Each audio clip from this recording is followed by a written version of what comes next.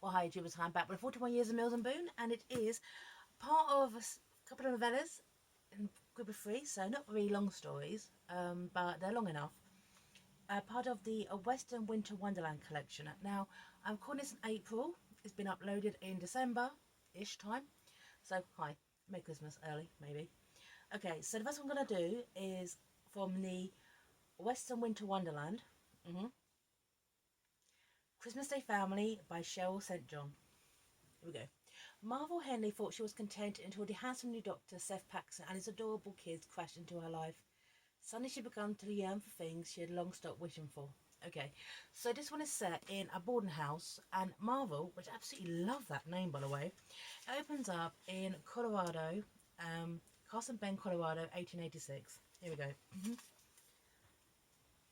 She had to choose between spending the rest of her life married to a man with whom she only felt friendship, or living her remaining days as a spinster. Exactly options to fulfill her long tucked away dreams, but in the end, the verdict hadn't been that difficult. Your friendship is important to me, she told Henry Morrison, and that came the tough part. But I can't marry you.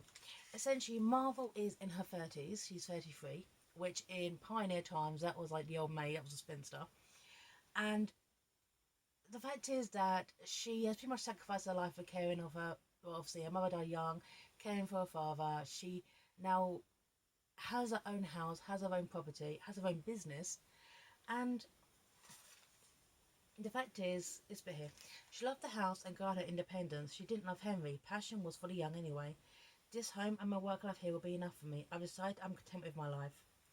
Seeing more puzzled and upset, he found, you're choosing a house over a husband. He didn't understand, of course. She hadn't expected him to. Choosing to be content where I am.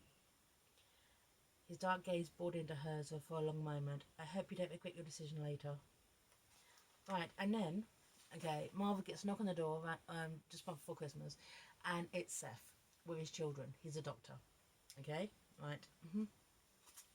And this bit here, okay, right. Marvel glanced at the children. Well, the councilman didn't say anything about a whole family. Just the three of us, he corrected. I'm a widower. I'm sorry. She hadn't meant to be too blunder or be rude, but she'd been caught off guard. Compared to house children, I have elderly boys who require attention and adequate privacy.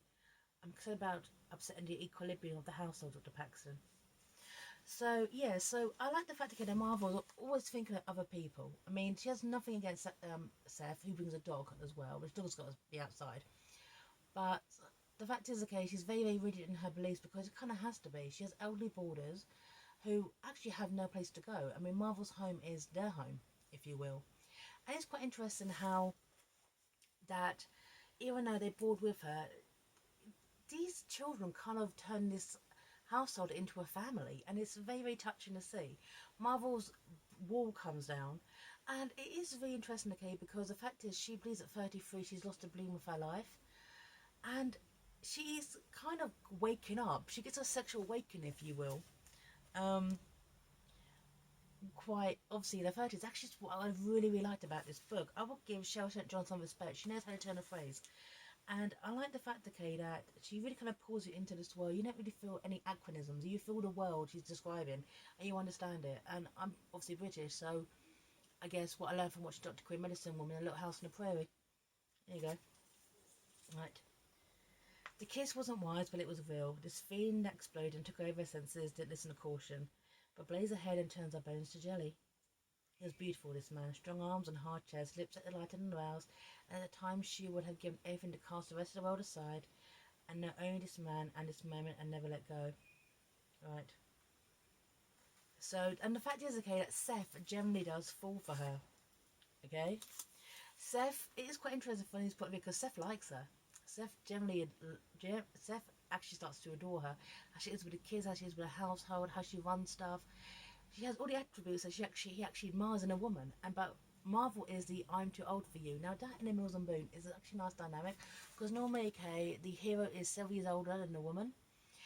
And this is the interesting dynamic where it's now the woman's to be older than the man, and to say the I'm too old for you to be actually realistic. And it's a really, really nice touch. Right, and this bit here gets from Seth's point of view. Okay? Right. It was growing more and more difficult to keep his eyes from wandering to the soft curves of her breasts and hips beneath her dress, to hold his thoughts from straight to imagination and daydreams, to hold Nat and have intimate conversations. I want to ask her things he shouldn't. I want to know more about her, all about her. Okay?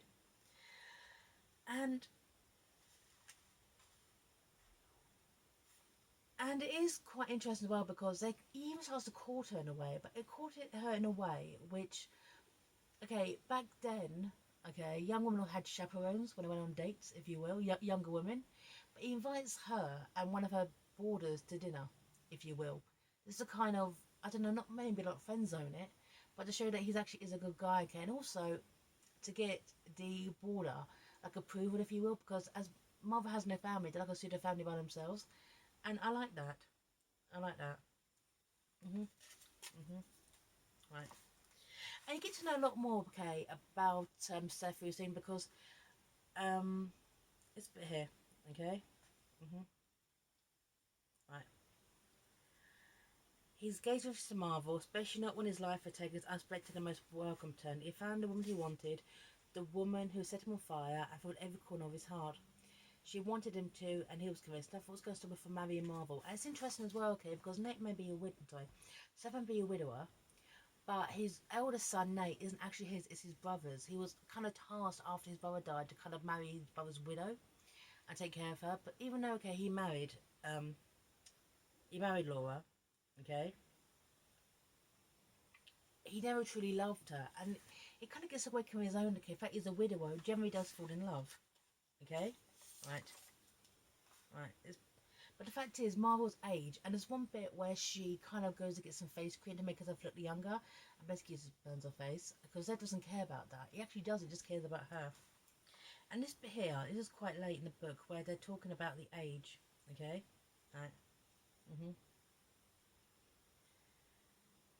right. You're not as old as your mother was when you were born, are you? Not yet, but you want a wife who'll give you more children, don't you? Well, yes, he looked puzzled. How old are you, Marvel? She walked towards him. I'm 33. How old are you? 26. So 7 age difference. Plenty of women have children well past your age. Not their first child, and not with men who are so much younger than themselves. Right. hmm So, and the fact is, he's just basically trying to change her mind. Just change her mind, saying, I like you, Marvel. I like you for who you are. It takes her a while, and I realise, okay, she can't give up on something she didn't. She actually falls for him too. The age thing, okay? hmm And this bit here, okay? This bit, I absolutely love this. Marvel Toy goes back to her paintings because Marvel was an artist in a previous life and Seth sees her work and actually likes it. Because she lived the rest of her life in what could have been, what should have been. She pretended that nothing had happened and she was satisfied with being in this big old house. It was like it, and her current borders would be on for another 10 years, and then what? Taking a few more ventures to give her purpose, nothing with that. So all she wanted was more the same lackluster life she'd been leading. She could feel the imprint of fingers on her cheek. They would always feel the impact of his love on her heart. This life would ever be enough again.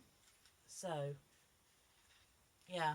So essentially, they do talk it through, and they do decide to get married. But one thing I actually liked about this is the fact it's basically in the boarding house, if you will, as a courtship of an older woman, and it's handled very, very delicately as well. I mean, Seth knows and doesn't really care. Okay, the fact is, okay, she's like 7 years older, and it gets to Marvel. Eventually, she decides to take that leap, and I actually would have loved this book to be a bit longer, to be a proper novel as well. More stuff going on, stuff for the kids because the kids get their nanny and kind of stuff, and go to to their education, and the scenes okay where Marvel starts to do stuff with the kids and basically become like their mum figure. I would like this book to be longer, a bit more conflict going in, okay? And it wasn't, but I liked these characters. They felt very, very real, and I cared about Marvel because it's so rare for an older woman to be in a Mills and Boon novel. So yeah, so Christmas Day Family by Cheryl St.John, first one of this Western Winter Wonderland. I did enjoy. I generally enjoy it. So yeah, which one Mills and Boon signing off here. Take care, everyone. Bye now.